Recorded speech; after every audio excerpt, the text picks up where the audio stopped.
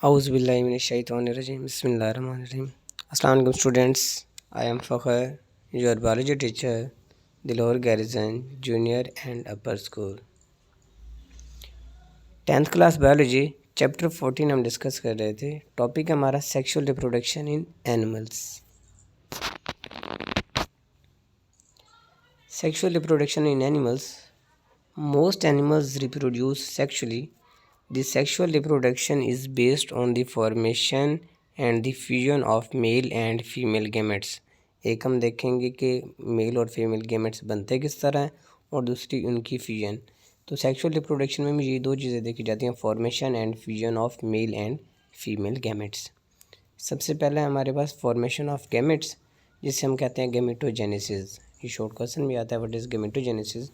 The formation of gametes is called gametogenesis.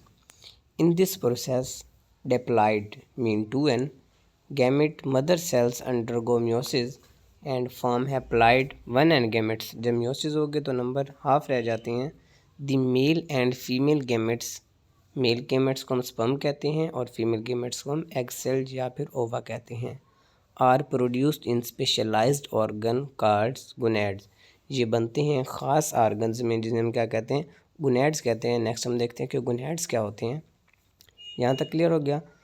Gametogenesis क्या होगी, formation of gametes is called gametogenesis. पहले ये diploid होती हैं, फिर जब उनमें मियोसिस का प्रोसेस होता है तो वो हैप्लॉइड रह जाते हैं. मेल गेमेट्स को स्पर्म्स और फीमेल गेमेट्स को हम एग सेल्स कहते हैं. Formation of gametes, gametogenesis. Male gonads are called testis. जो मेल गोनैड्स होते हैं उन्हें हम टेस्टिस कहते हैं. While female gonads are called ovaries. जबकि फीमेल गोनैड्स को हम क्या कहते हैं, ओवरीज कहते हैं.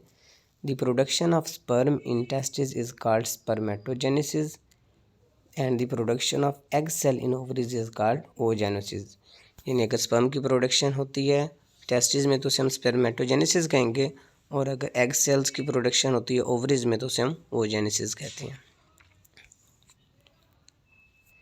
स्पर्मेटोजेनेसिस को आज हम डिटेल में देखेंगे. Some cells present in the walls of seminiferous tubules of testes divide repeatedly by mitosis to form large number of diploid spermatogonia. क्या होता है, कुछ सेल्स होते हैं, सम सेल्स प्रेजेंट मौजूद होते हैं in the walls of seminiferous tubules. Seminiferous tubules जो टेस्टिस के अंदर वॉल्स होती हैं वहाँ पे प्रेजेंट होते हैं. डिवाइड रिपीटेडली, और ये डिवाइड होते हैं बाय माइटोसिस, माइटोसिस के ज़रिए से, to form large number of diploid spermatogonia. और बहुत ज़्यादा तादाद में क्या बना देते हैं, स्पर्मेटोगोनिया. ज़्यादा होंगे तो स्पर्मेटोगोनिया, अगर सिंगल होगा तो उसे स्पर्मेटोगोनियम कहते हैं. सम स्पर्मेटोगोनिया प्रोड्यूस प्राइमरी स्पर्मेटोसाइट्स. फिर अब ये डिवीजन स्टार्ट होती जाती है तो स्पर्म बनते हैं. स्पर्मेटोगोनिया क्या बना देगा, primary spermatocytes. Each primary spermatocytes undergo meiosis 1 and produce 2 haploid daughter cells. अब हर प्राइमरी स्पर्मेटोसाइट के अंदर फिर meiosis 1 होगी तो वो क्या बना देगा, and produce 2 haploid daughter cells, 2 daughter cells बना देगा, जिसे हम क्या कहते हैं, कॉल्ड सेकेंडरी स्पर्मेटोसाइट्स, जिन्हें हम सेकेंडरी स्पर्मेटोसाइट्स कहेंगे. This cell undergo meiosis 2. फिर इनमें दोबारा क्या होती है, meiosis 2 होती है. In this way 4 haploid spermatids are produced from each primary spermatocyte. इस तरह से हमारे पास क्या बन जाएंगे, 4 haploid spermatids बन जाएंगे, जो कहाँ से बने, प्राइमरी स्पर्मेटोसाइट से. The spermatids are non motile. ये क्या होते हैं, नॉन मोटाइल का मतलब वो मूव नहीं कर सकते. And many changes occur in them. तो इसमें फिर कुछ तब्दीलियाँ रोनुमा होती हैं to convert them into motile, इसको मोटाइल करने के लिए. यानी पहले वो क्या होंगे, नॉन मोटाइल, मूवेबल नहीं होंगे, तो फिर उसमें कुछ तब्दीलियाँ होती हैं जो उसको क्या कर देती हैं, मोटाइल यानी मूवेबल कर देती हैं. Their nuclei shrink. इनके जो न्यूक्लियाई होते हैं वो श्रिंक हो जाते हैं. And some structures are formed. और कुछ नई स्ट्रक्चर जिनके अंदर बन जाती हैं, तब्दीली आती है. ए कॉर्नर कॉल्ड एक्रोसोम्स.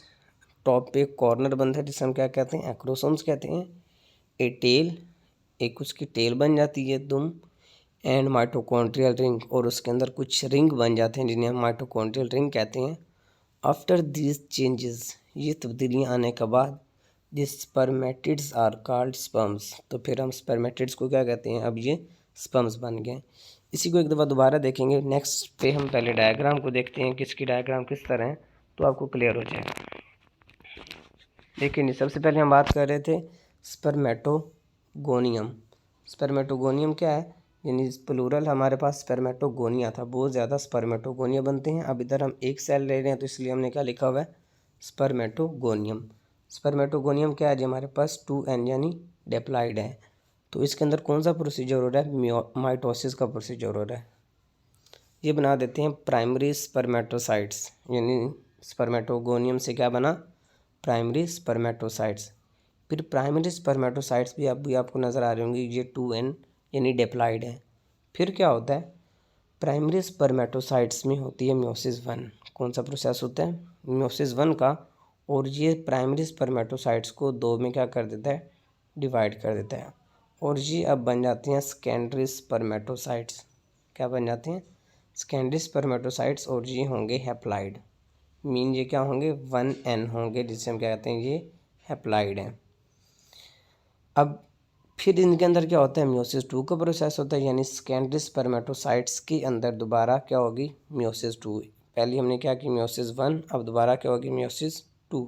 जब मियोसिस 2 होगी तो फिर ये मज़ीद आगे दो में क्या हो जाते हैं, डिवाइड हो जाते हैं। अब ये बन गए हैं स्पर्मेटिड्स। ये भी क्या होंगे आपके पास, हैप्लॉइड यानी 1n ही होंगे। स्पर्मेटिड्स ये अभी क्या है आपके पास, नॉन मोटाइल हैं। जो हम पढ़ रहे थे ना, मोटाइल और नॉन मोटाइल, तो ये क्या है हमारे पास, चारों नॉन मोटाइल है, यानी इमूवेबल हैं। ये सारे अभी नॉन मोटाइल हैं। फिर इनमें कुछ चेंजेस होती हैं, चेंजेस होने के बाद ये क्या हो जाते हैं, मोटाइल हो जाते हैं। वो देखते हैं जी कौन कौन सी चेंजेस इसमें होती हैं।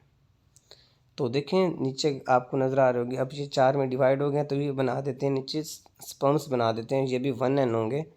तो इसको थोड़ा सा हम जूम कर लेते हैं। सबसे पहले आपको एक्रिसोम नज़र आ रहा होगा ऊपर, बिल्कुल जी एक्रिसोम। जो हम बाद में मॉडिफिकेशन होती हैं जिससे स्पर्मेटिड्स क्या करते हैं, मूवेबल हो जाते हैं, उससे हम कहते हैं कुछ मॉडिफिकेशन हमने की, तो मॉडिफिकेशन की वजह से स्पर्मेटिड्स किस में कन्वर्ट हो जाते हैं, स्पर्म्स में कन्वर्ट हो जाते हैं। 4 स्पर्मेटिड्स थे तो आगे से 4 स्पर्म ही बनते हैं। अब देखें, एक एक्रिसोम आ गया, दूसरा इसका हेड आपको नज़र आ रहा होगा, हेड के बाद न्यूक्लियस, न्यूक्लियस के बाद नेक, माइटोकॉन्ड्रियल रिंग, ये माइटोकॉन्ड्रियल रिंग जिसकी हम बात कर रहे थे, और ये लास्ट में टेल। मेजर 3 चीज़ें आपकी बुक ने बताई हैं जो मॉडिफिकेशंस होती हैं, उनमें से कौन कौन सी, एक एक्रोसोम की बात करते हैं, एक उसके माइटोकॉन्ड्रियल रिंग की बात करते हैं, और एक उसमें हम टेल की बात करते हैं। ये मॉडिफिकेशन होती हैं तो स्पर्म क्या हो जाते हैं, मोटाइल हो जाते हैं, यानी मूवेबल हो जाते हैं, अब वो मूव कर सकते हैं। यहाँ तक सबको क्लियर हो गया। एक दफ़ा ओवरव्यू देख लें। स्पर्मेटोगोनियम से प्राइमरी स्पर्मेटोसाइट्स, प्राइमरी स्पर्मेटोसाइट्स से फिर हमारे पास बने सेकेंडरी स्पर्मेटोसाइट्स, सेकेंडरी स्पर्मेटोसाइट्स से बनते हैं स्पर्मेटिड्स, उनसे फिर आगे क्या बन जाते हैं, स्पर्म्स। जो स्पर्मेटिड्स होते हैं ये क्या होते हैं, नॉन मोटाइल होते हैं। और फिर कुछ मॉडिफिकेशंस होती हैं, जैसे एक्रोसोमस के टॉप पे बन जाती है, माइटोकॉन्ड्रियल रिंग आ गया, और ये इसकी जो टेल बन जाती है, इसकी वजह से वो क्या हो जाते हैं, मोटाइल हो जाते हैं और स्पर्म्स बन जाते हैं। ये भी आपने साथ में याद रखना है कि सबसे पहले माइटोसिस होती है, फिर उसके बाद मियोसिस 1 और मियोसिस 2 का प्रोसीजर होता है, और इस तरह स्पर्मेटोजेनेसिस कंप्लीट हो जाती है।